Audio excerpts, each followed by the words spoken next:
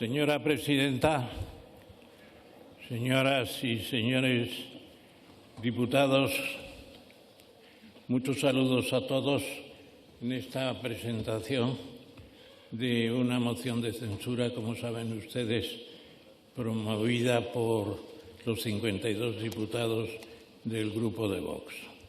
Les agradezco la selección de mi persona para esta labor y espero que pueda contestar después de esta intervención a todas las preguntas que se me planteen. Quiero empezar diciendo que en este momento tengo sobre todo el recuerdo del lejano año de 1956, con ocasión de lo que se llamó la rebelión estudiantil, cuando con toda una serie de compañeros tuvimos que reflexionar en la cárcel de Carabanchel sobre lo que era la necesidad de una reconciliación nacional y de una conquista de las libertades. Lo habíamos planteado y dimos con nuestros huesos precisamente en ese presidio Dionisio Ridruejo, Miguel Sánchez Mazas, José María Ruiz Gallardón, Enrique Mújica, Javier Pradera, Gabriel Elorriaga, Fernando Sánchez Dragó y yo mismo. Se suspendió el llamado fuero de los españoles y desde entonces quedamos marcados de por vida, se puede decir, para trabajar por la libertad y la democracia. Fuimos detenidos, emprisionados por desafectos subversivos al régimen. En mi caso más concreto, porque pedía una constitución democrática para España. Lo decía en el 1956 y tuvieron que pasar 22 años de luchas de mucha gente de fuera y de dentro de España para conseguirlo. Un consenso, un compromiso histórico que dicen los italianos, que no consiguieron ellos en Italia con Aldo Moro, que fue asesinado, y con Enrico Berlinguer, que fue postergado, impidiendo un pacto que sí fue posible en España. Un compromiso de 4 pasos sucesivos: Ley de Reforma Política, elecciones de junio del 77, pactos de la Moncloa y Constitución del 78. Creo que dimos una lección a Europa y a todo el mundo y precisamente aquí trato de defender ese compromiso que adquirimos en tiempos ya muy remotos.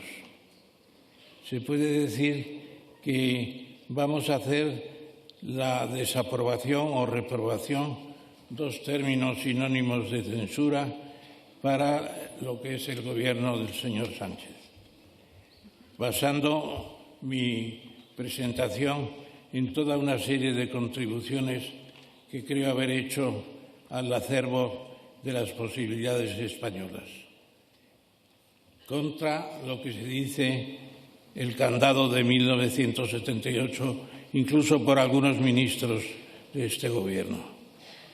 Y además considero una obligación defender lo que es la patria común e indivisible de todos los españoles, el artículo 2 de la Constitución, que no es ningún frontispicio, sino una realidad cotidiana.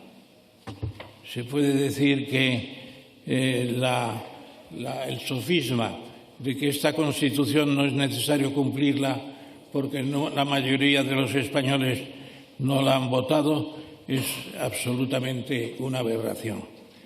¿Quién iba a cumplir entonces la Constitución de 1787 en Estados Unidos? ¿Quién la votó que esté hoy vivo? Es además mi presencia aquí una aceptación para poder rendir lo que yo pienso que puede ser uno de mis últimos tributos en pro del futuro de nuestro hermoso país. Hermoso, pero también turbulento y complicado.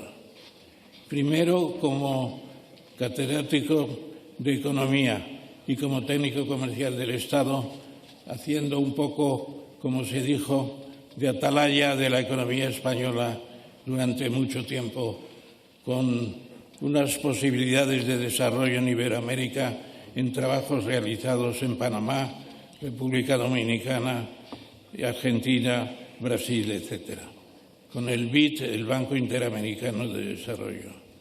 E igualmente debo lucir, si ustedes me lo permiten, una labor al frente del libro Estructura Económica de España, que va por su 26 edición en 63 años de vida. Y finalmente, desde la sede de la Real Academia de Ciencias Morales y Políticas, también querría saludar a este Parlamento, porque allí se cultivan los saberes de casi todo lo que nos rodea. Una apuesta permanente por la investigación, desde los primeros atisbos de la democracia moderna hasta la inteligencia artificial. Y realmente, cuando tuve una sensación más directa de lo que está pasando en España actualmente, y fue por televisión, no en directo, es una reunión en Madrid, en la Cibeles, con unas 200.000 personas de asistencia. Por España, la democracia y la Constitución, se decía. La gente se manifestaba en gran medida por las vejaciones y la aversión mostrada a nuestro idioma, el español, que hablan unos 600 millones en todo el mundo y que a pesar de eso no pueden hablar en la propia España. Eso me indignó como a tantos, por el hecho de que la Generalidad de Cataluña se niegue, en cierto modo, con el beneplácito de su gobierno, señor Sánchez. Es una situación inaceptable que tenga que haber tantos apoyos para hacer posible que el 25% de las horas de enseñanza se faciliten en la lengua común de todos los españoles. También hay que decir que la memoria histórica nos ha creado muchos problemas y nos los va a crear. Una memoria democrática que está faltando a la veracidad y que está por el partidismo. En una guerra civil no es solamente un lado bueno y otro malo. En la nuestra se cometieron atrocidades en los dos bandos, tratando de limitarlas ahora prácticamente a uno de ellos, cuando en realidad la Segunda República fue una situación no tan angélica como pretenden demostrar actualmente. Lean, si no, el libro de Alejandro Nieto, recién publicado, que fue presidente del Consejo Superior de Investigaciones Científicas, Mitos de la República, y vean lo que fue aquella república también. El caos, la desorganización, la indisciplina, una serie de verdaderas luchas contra la llamada legitimidad republicana. La principal, la Revolución de Octubre del 34, con más de 1.000 muertos por la represión en gran medida o casi totalmente, por decirlo así, pero que, como dice Raymond Carr, el hispanista, en realidad en 1934 fue el comienzo de la Guerra Civil. Eso no se cuenta en esta nueva historia de España. No se cuenta sino bondades extraordinarias, y muchos jóvenes ya piensan que ganó la guerra la propia República. La única posibilidad es volver a la historia, conocer la historia mejor y dejar a los historiadores la historia. También hay que tener en cuenta que no solamente su gobierno, señor Sánchez, los gobiernos anteriores y han estado dominados por la sobrerepresentación electoral del separatismo. La ley electoral del 77, anterior a la democracia, permite esa sobrerepresentación, con lo cual los gobiernos nacionales en minoría necesitan apoyos a cambio de concesiones de todo tipo, con base en la pretendida autodeterminación. La autodeterminación no existe, porque la discutimos precisamente a lo largo del debate parlamentario, cuando el señor Letamendia de Euskadiko Ezkerra presentó su propuesta de autodeterminación y se echó abajo por la inmensa mayoría de los votos, incluyendo los diputados vascos y la mayoría también de los diputados catalanes. Preveían la existencia de los nuevos y renacidos derechos forales y también un nuevo estatuto de autonomía especialmente favorable para Cataluña. Su gobierno, señor Sánchez, no respeta la división de poderes. Montesquieu es un visitante molesto, porque están ustedes haciendo muchas cosas, y lo hemos visto con el Consejo de Poder Judicial, etcétera, en contra de esa división de poderes, haciéndose con el control del poder de la justicia desde el poder ejecutivo. Y se puede decir también que eso es lo propio de un gobierno como el que usted preside, que es un gobierno Frankenstein. Y la frase es de Alfredo Pérez Rubalcaba, quien declaró: los socialistas no pueden ir a la investidura de la mano de partidos independentistas que quieren romper aquello que quieren gobernar. Se refería naturalmente a la nación española. Y no más lejos del miércoles pasado, señor Sánchez, Alfonso Guerra le decía: la decepción ante los pactos con Bildu y la inquietud ante la cesión permanente a los condenados por sedición y malversación generan un malestar inmenso en los que viven el socialismo en el que yo creo.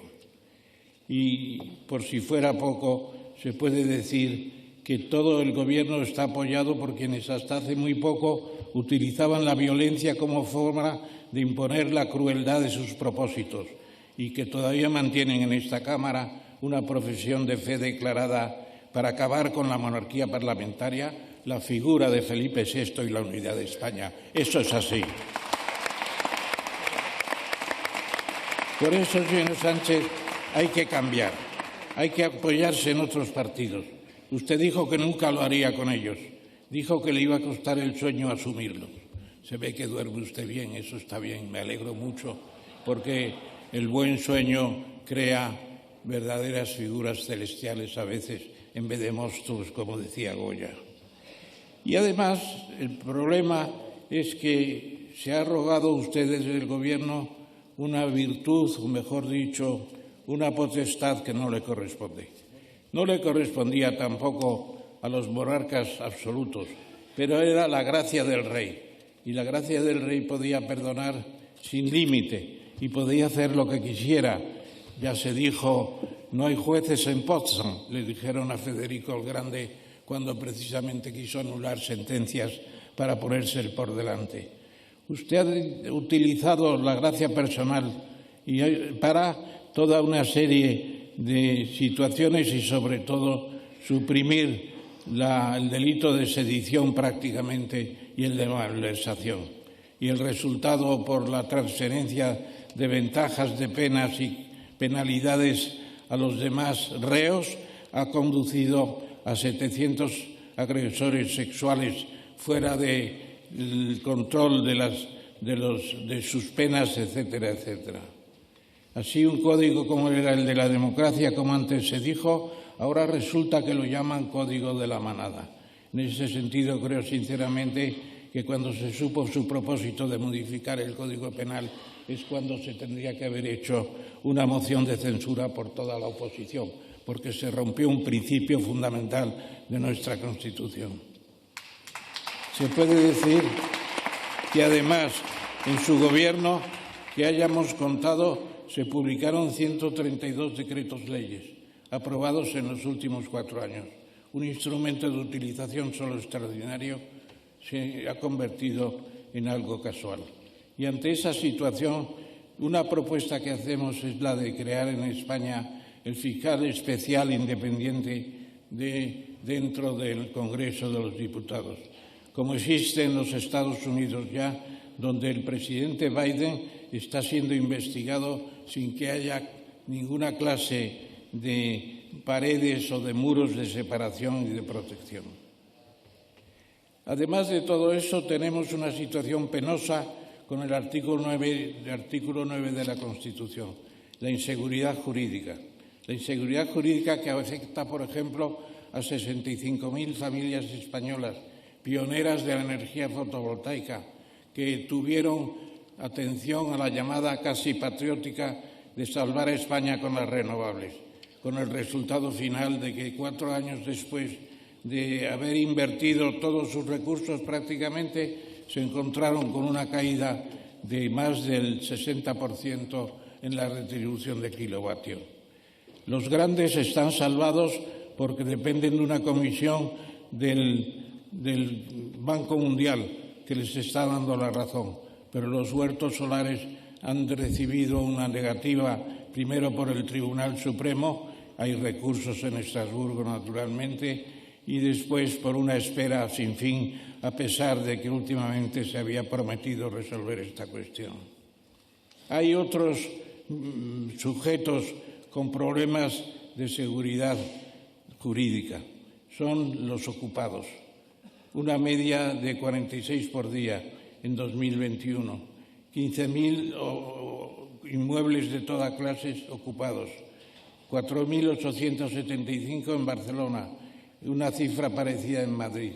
Es una cuestión de inutilidad de los servicios del Estado y de inutilidad de los servicios de los ayuntamientos para acabar con una lacra que crea situaciones muy problemáticas para muchas gentes. Y llamaría la atención también sobre el hecho de la huelga que tenemos de agentes judiciales, una huelga que afecta a cantidad de problemas y cantidad de gente. Aproximadamente 300.000 juicios están parados y se encuentran pendientes de reparto 400.000 demandas y hay más de 1.200 millones de euros paralizados en los depósitos.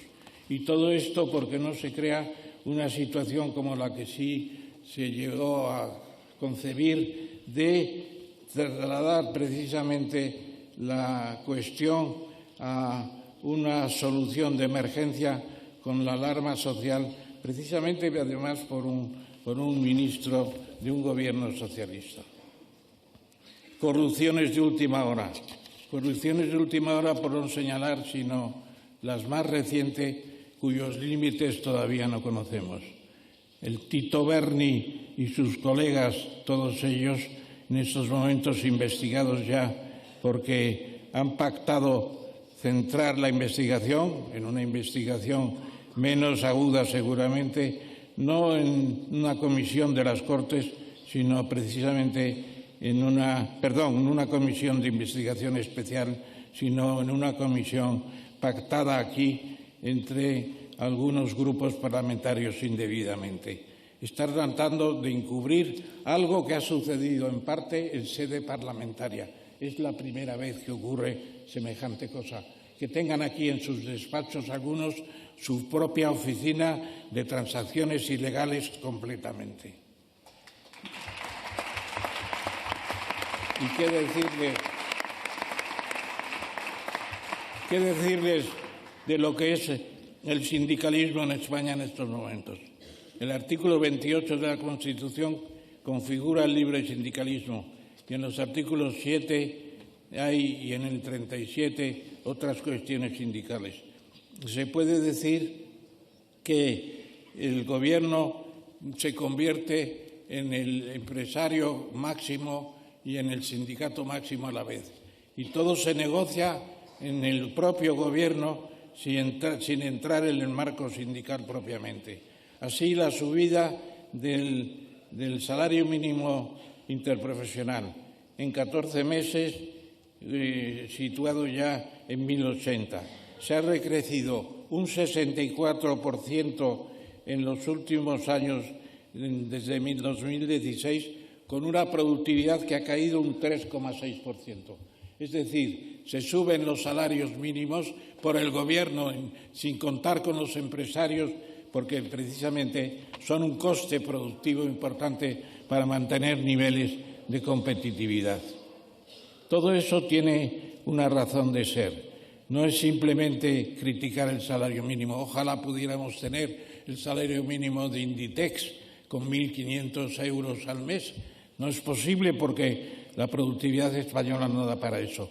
Los autónomos, las pequeñas empresas tienen que sufrir los costes elevados por el Gobierno que les impide entrar en la liza continua y permanente de una lucha por la vida en la empresa.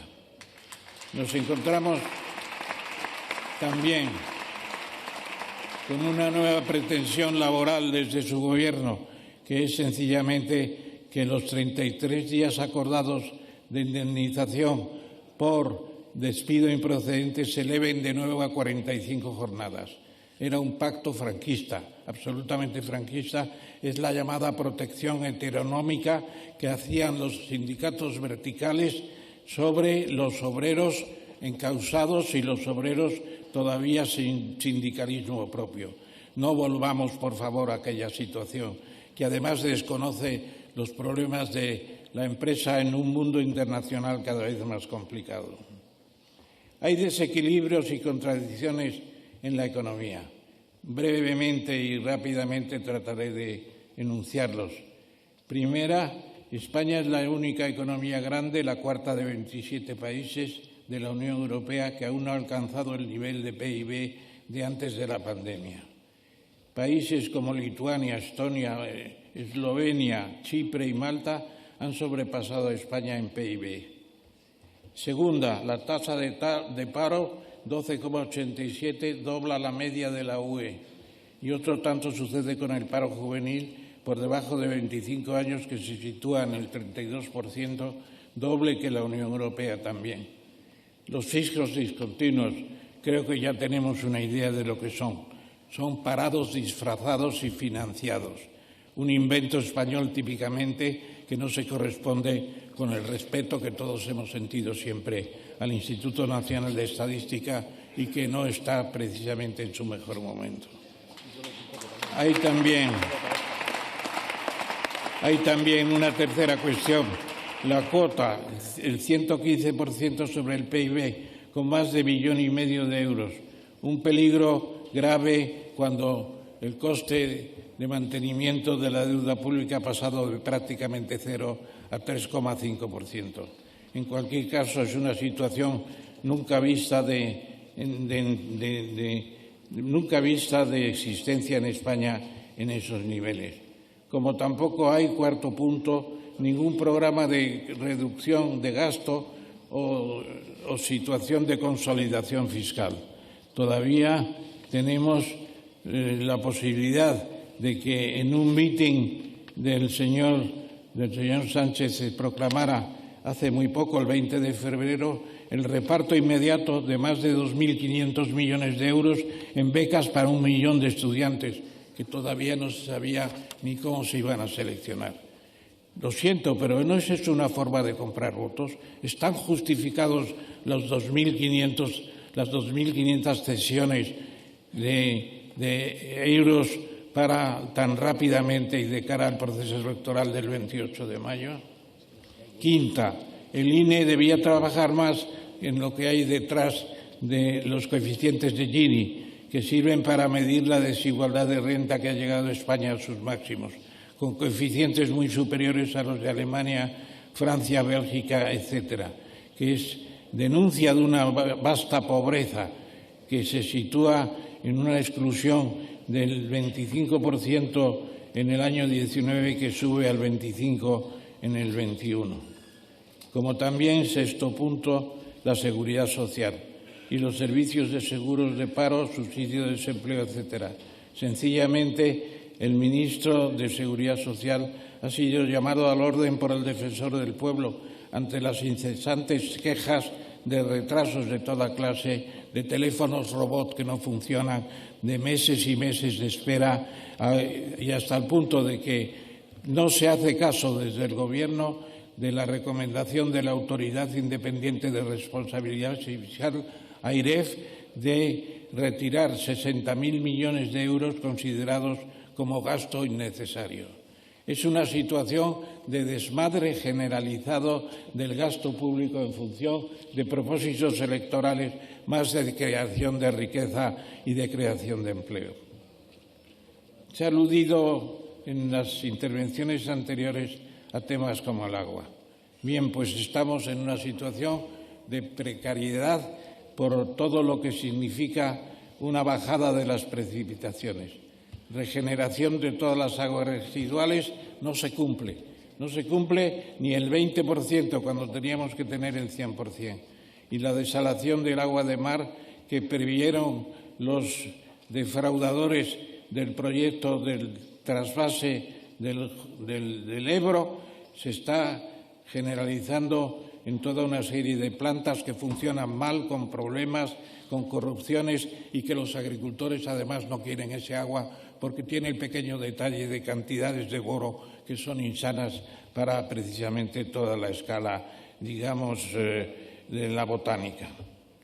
Y también las redes de conservación del líquido elemento, con pérdidas del 30, del 40%, o el agua que estamos regalando a nuestros hermanos portugueses, millones de hectómetros cúbicos por encima de los tratados internacionales que tenemos por los ríos fronterizos.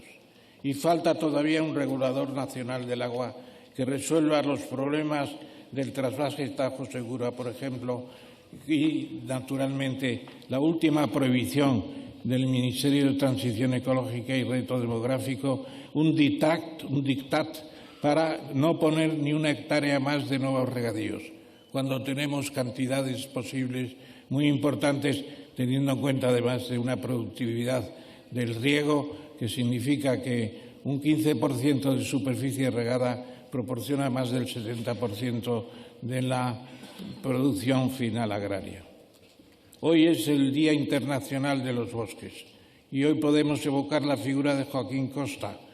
Yo soy ingeniero de Montes de Honor y estoy muy contento de ello. La última carta que recibí esta mañana era precisamente del presidente del Colegio de Montes de España. Bueno, pues tenemos el problema de unos incendios que este año pasado llegaron a 250.000 hectáreas. Lucha insuficiente, poca organización en las coordinaciones, a pesar de los esfuerzos de muchos luchadores contra el fuego y, sobre todo, de la Unidad Militar de Emergencia. Necesitamos un cuerpo de voluntarios ecológicos a fin de tener mayor cuidado de los bosques, una organización para todo el país, pero fundamentalmente con los jóvenes urbanitas que dicen y quieren conocer el campo, pero no tienen acceso de ellos a través de sistemas públicos de favorecer la conservación de la nación. Esos bosques son importantes para nuestro futuro. Algo parecido podría decirse de los pactos de la Moncloa. ¿Por qué no invitan ustedes al quien desarrolló el Programa Agrario Nacional de los Pactos de la Moncloa, el mejor que ha tenido España en toda su historia, Jaime Lamo de Espinosa, ministro de Agricultura entonces, está hoy pidiendo precisamente reactivar una situación como aquella, un plan integral que permita luchar en todo el mundo, en un mundo en el que los alimentos van a ser cada vez más necesarios. Tenemos una industria en declive, el 15,3% del PIB en 2021. Cuando en 1970 ha habido una industria menguante en toda Europa, es cierto, estábamos en el 30% y Alemania sigue en el 29,1%. ¿Por qué? Porque el canciller Schröder frenó la externalización en China y eso es posible precisamente por la razón que significa tener una política industrial. En contra de las ideas de Aranzadi, aquel ministro de Industria, que dijo que la mejor industria es la política industrial es la que no se tiene. Pero yo diría que con todo, el desarrollo industrial de España tiene su primer enemigo en el Gobierno. ¿Por qué? Pues precisamente por la aversión a los empresarios. Auténtica aversión a los empresarios. Busquen ustedes en la prensa internacional críticas a empresas en Francia o en Italia o en Alemania, como las que tenemos en España, a Mancio Ortega y a Juan Rocha. al frente de Inditex y al frente de Mercadona. Dos empresas fundamentales que precisamente están siendo criticadas de manera permanente, como también lo es el IBEX 35, como si fuera una especie de noche oscura de conjuras del maligno capitalismo español. Es un índice de bolsa, pero es un índice de bolsa que recoge lo esencial de las 35 empresas españolas con el significado profundo de que tienen más del 75% de su negocio fuera de España, porque lo hacen bien. Y precisamente porque si se van de España es porque tenemos un tratamiento muy obsoleto de los grupos industriales en nuestro país. Y esto se está viendo ahora en el caso de Ferrovial y se va a ver en otros momentos precisamente la emigración, la deslocalización de empresas que puede ser grave para todo el país y su futuro industrial. Las pymes, el sacrosanto respeto a las pymes. Hay que respetarlas como a todo, pero hay que tener en cuenta que no son las empresas del futuro. No tienen arrastre, no tienen fuerza suficiente. Dan empleo, naturalmente, pero dependen en gran parte de una estructura industrial sólida. Tendríamos que tener un sistema como el de las Mittelstand de Alemania, como que pretendemos también copiar a Alemania en el empleo dual, combinando estudio y empresa con trabajo, pero no llegamos porque hay falta de inteligencia y de aplicación. Tenemos una situación de promesas continuas de superar el I+D+I llevándolo al 4% y nos quedamos en el 1,4%. Por debajo de la media europea del 2,3%, con una COTEC ejecutiva que no tiene medios para impulsar la incorporación de las tecnologías más avanzadas precisamente a las empresas españolas que tienen que competir en el exterior. Ya sé que me van a decir que el año pasado se exportaron 400.000 millones de euros. Es verdad, pero por un esfuerzo extraordinario en medio de situaciones que no favorecen nada como la propia pandemia o la guerra de Ucrania últimamente. Dedico un espacio especial, señoras y señores diputados, al tema de la demografía. La demografía, que es una ciencia que se olvida con frecuencia, a pesar de sus componentes de suspense, que decía Hitchcock, de muerte y procreación. Todo eso, a pesar de todo eso, no nos damos cuenta de lo que es tener en estos momentos el 1,19 hijos por mujer en la tasa media de fecundidad. Es el suicidio demográfico. No llegamos hace mucho tiempo al turno de reemplazo de 2,1 hijos por mujer. Somos, como decía Josep Vandellós, un demógrafo catalán, el siglo pasado decía para Cataluña, somos un poble decadent. Hoy se puede decir eso mismo de toda España. De toda España, cuando el año pasado fue precisamente, creo, casi el primero en que el crecimiento total de la población española fue negativo. Tenemos una situación de migraciones inevitables. En el estudio de España, me parece que es 2050, se anuncia que tendremos 200.000 personas de inmigración neta cada año. Bueno, ¿cómo se va a gestionar eso? ¿Qué estamos haciendo para acabar con el problema de la inmigración irregular que en el Mediterráneo ha llevado a morir en naufragios? Nos lo recordó el Papa Francisco, 26.000 seres humanos. Eso hay que acabarlo. No puede cubrirse con la pereza legislativa de la Unión Europea y la falta de reacción de los gobiernos europeos, entre ellos el español. La sanidad está deteriorada, lo sabemos todos. Una pretensión gubernativa demasiado clara muchas veces de conseguir el monopolio de la sanidad pública. ¿Por qué el monopolio si podemos tener sanidad pública y sanidad privada en un sistema de cooperación público-privada que es lo que se estila en todas las administraciones racionales hoy? La sanidad pública satisface algo más del 80% de las necesidades públicas, pero el resto está facilitado por una sanidad privada a la que se critican todas las manifestaciones como si fueran los criminales de la película. Y 18 sistemas autonómicos de sanidad, porque Ceuta y Melilla tienen uno dispensado por el Gobierno precisamente para ellos solos, porque no han querido la transferencia. Tenemos, en el caso de la educación, problemas de calidad que se ven con los rankings de la Universidad de Shanghái o el ranking de PISA para también toda una serie de cuestiones de clasificaciones escolares. El plan Bolonia no funciona, etcétera, etcétera.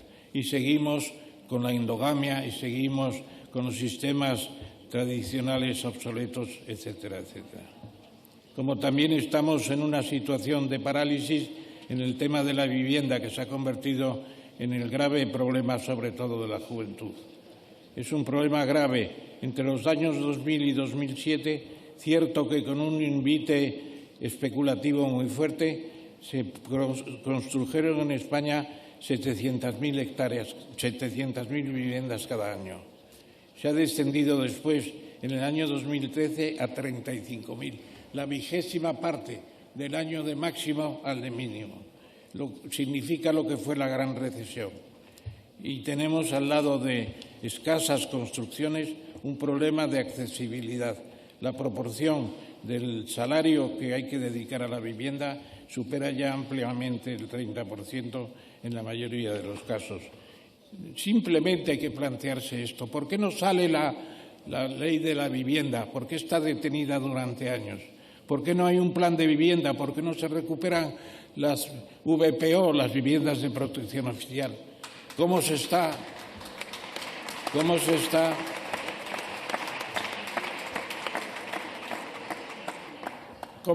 construyendo actualmente con la escasez de fuerza de trabajo que existe? Los yesaires, fontaneros, electricistas, ferrallistas, no hay. Se quiere plantear la importación de técnicos y se oponen a ello porque consideran que es quitar el trabajo a los españoles cuando no hay oferta desde la propia España. 200.000 viviendas al año es el mínimo y un 50% de viviendas de protección oficial es también el mínimo.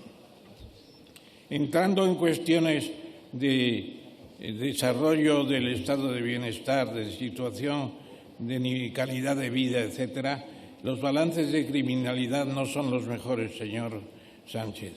El año pasado tuvimos un aumento del 27,9% en la criminalidad, superando ya el 500.000 de casos. Rosa Ana Morán, que dirige los fiscales antidroga, dice que 28 fiscales delegados son insuficientes y que tienen una carga de trabajo que no pueden soportar. Por otra parte, el desarrollo legislativo no deja de crecer en las agresiones sexuales a mujeres en España, con 3.000 casos en 2022, un 34% más que en el 21 y un 18% también para más en el 19. Todo esto va en contra de lo que ustedes predican de ser el gobierno más inclusivo y feminista de la historia, como tanto les gusta definirse. Yo creo que es excesivo. Está también el tema de las bandas latinas en España. Las bandas latinas, con 7 muertes en Madrid el año pasado, de reyertas, peleas, mutilaciones y heridos que se tienen a otras ciudades españolas. No se trata de una especie de West Side Story a celebrar. Es algo mucho más grave y si la Guardia Civil y la Policía no eliminan el tema de raíz y permiten su desarrollo, tendremos un problema que abarque a toda una generación de inmigrantes y de hijos de inmigrantes. Hay que protegerlos a ellos primero y proteger también a la sociedad. La política exterior sería un campo excepcionalmente interesante para desarrollar con amplitud. En el caso de Marruecos tuvimos el episodio del jueves 2 de febrero del 23 en Rabat, una reunión de alto nivel de los gobiernos de Marruecos y de España que terminó bastante lamentablemente con un rey de Marruecos que se marchó de vacaciones esos días precisamente haciendo lo que se llamó por todos una afrenta a la relación España-Marruecos. También el Sáhara Occidental tiene un problema a resolver muy serio, señor Sánchez. Usted cambió de política española sin pasar por esta Cámara ni por ningún otro órgano de debate, con todas las consecuencias especialmente negativas en el caso de Argelia y sin más explicación. Todo muy enigmático. ¿Sabremos algún día qué pasa realmente en este tema, señor Sánchez? ¿Tenemos la posibilidad de conocer cuál es la razón de ceder de la noche a la mañana súbitamente toda la política de adhesión a los principios de las Naciones Unidas? Tenemos también un caso típico de lo que podría llamarse un complejo de inferioridad del Gobierno español, la colonia europea en el siglo XXI que es Gibraltar. Gibraltar es sencillamente una colonia europea que no podemos permitir. No es solamente esperar un acuerdo con Gibraltar sobre el Brexit, es un problema de dignidad nacional y de dignidad europea. Acabar con esa situación. 27 países de la Unión, 27 países de la Unión, junto con numerosas candidaturas pendientes, exigen precisamente que se acabe con la única colonia europea que queda. Es intolerable que, mientras tanto, se blanquean capitales, se hace contrabando, se hace toda clase de tráficos ilegales y nos quedamos tan contentos pensando que se va a quitar la verja para que eso se haga todavía, pero llevado al cubo. Y no tenemos tampoco de qué alegrarnos mucho con la cuestión de la Comunidad Iberoamericana. Pasó la conmemoración del 1519, la llegada de Cortés a Tenochtitlán. Por aquella época, me parece, si no recuerdo mal, el señor Sánchez vio a Andrés Manuel López Obrador, presidente de México, y acordaron que absolutamente nada. 500 años de nacimiento del Estado mestizo hispanohablante primero de todo el mundo con sus 130 millones y no hay ninguna referencia a ese efemérides que va más allá de lo que puede ser el lucimiento de los conquistadores. Es el hermanamiento de dos pueblos como España y México que tendrían que ser considerados como algo único en la existencia de la historia universal. No hay nada parecido. Hay además una historiografía en España sobre América, Elvira Roca Barea, Marcelo Puyo, Pablo Victoria, que combate históricamente lo peor de la leyenda negra en la que practican y se meten y se regodean algunos de los representantes de todas las facciones que aparecen en la investidura de usted, señor Sánchez. Podrían aprender que la leyenda negra la han hecho los imperios más despóticos, como es precisamente Inglaterra. La Compañía de las Indias Orientales desindustrializó India entera en el siglo XIX y XX, XVIII y XIX para ocuparse de poner las fábricas en Manchester y el yute y el algodón en la India. Y todavía en 1944, en plena Guerra Mundial, Churchill hizo posible que 3 millones de toneladas destinadas a los bengalíes se pasaran a otros fines. Que les dé de comer Gandhi, dijo el propio Churchill. Ese es nuestro admirado Churchill cuando se estudia la historia comparativa de los imperios de España y de Inglaterra. Sí, señor. Ya sé que estos temas a algunos les pueden parecer lejanos. No son lejanos, son los temas de nuestra cultura, de nuestra historia, que hay que valorar, que se ignora prácticamente en cuanto hay un problema mínimo, como es el caso que decía antes de Tenochtitlán, de la India, de los mexicas, etcétera, etcétera. La Unión Europea. No me voy a dedicar mucho a este tema, obviamente, pero sí decir que estamos en una controversia total. ¿Qué fue la Declaración Schuman de 1950? La declaración de paz definitiva entre Francia y Alemania. ¿Qué es hoy la Unión Europea? ¿Ha venido Estados Unidos a traernos la guerra de Ucrania y tendrá que venir China a salvarnos de la guerra de Ucrania? ¿Para qué está Europa? ¿Para qué están los fondos europeos? ¿Para qué tantos recursos y tantas reuniones si después de la experiencia de Yugoslavia seguimos con una guerra que no hemos traído ni vamos a resolver nosotros? Lamentable. La conmemoración de Schuman es necesaria. Voy terminando porque sé que están ustedes, lógicamente, un tanto cansados porque no es esta la primera intervención de esta mañana. He escuchado con mucha atención al presidente y he escuchado con mucha atención al señor Abascal y la verdad es que todos tenemos probablemente algo de cansancio. Final de contenidos. ¿Qué contenidos hemos expuesto? Un poder ejecutivo que se apodera de otros poderes a lo Montesquieu. Un problema de infraestructuras naturales muy debilitado.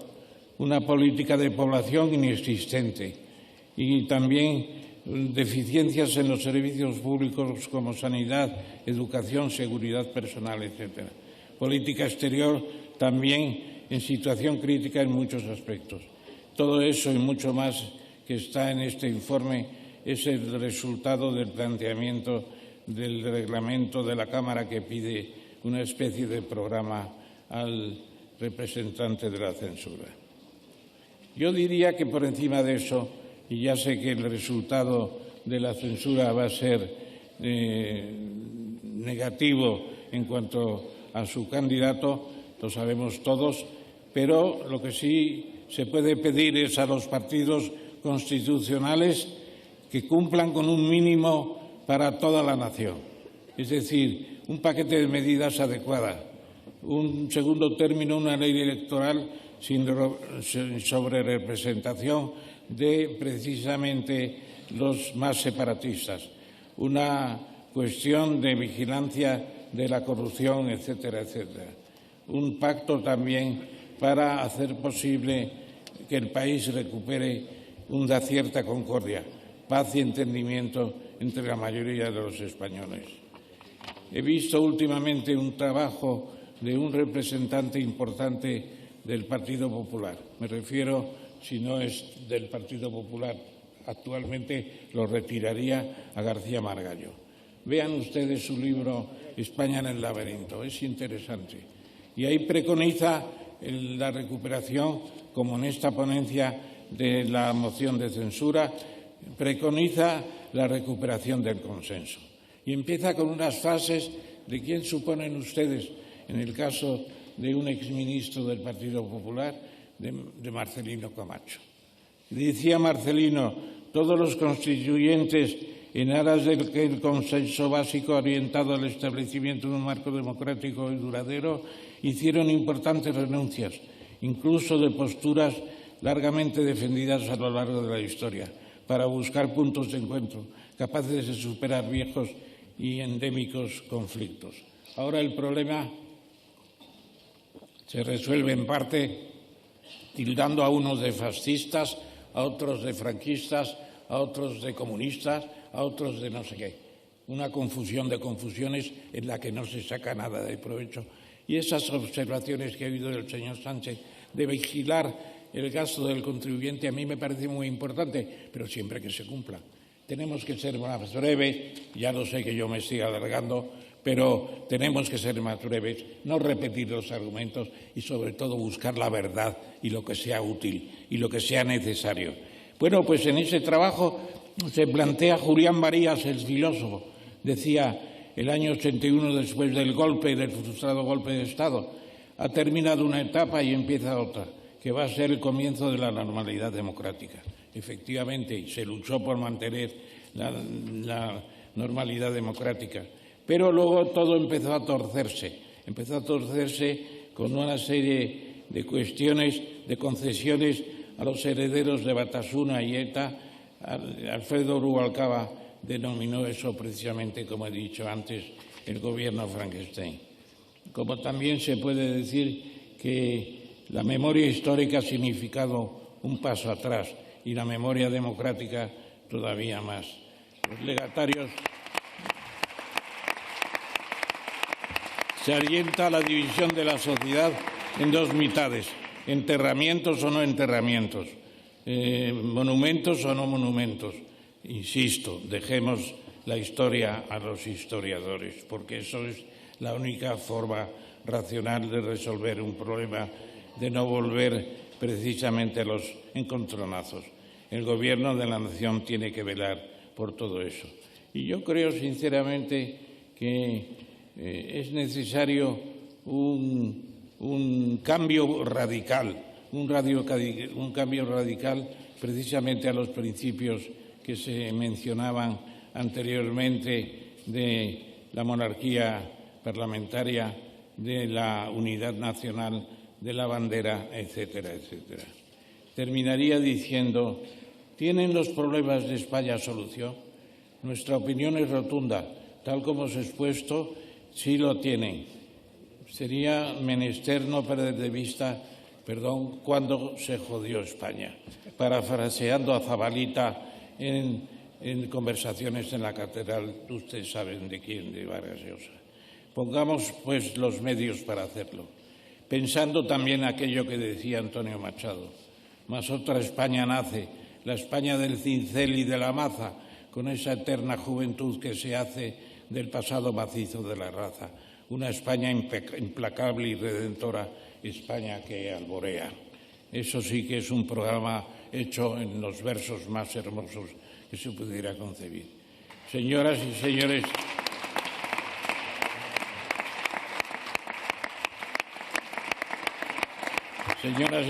diputados, gracias por su atención, gracias por esperar a la terminación de mi quizá larga oración y también gracias por lo que pueda significar esto para una meditación parlamentaria en un espacio en el que estuve viviendo con los antecedentes de ustedes 7 años y que nunca olvidaré.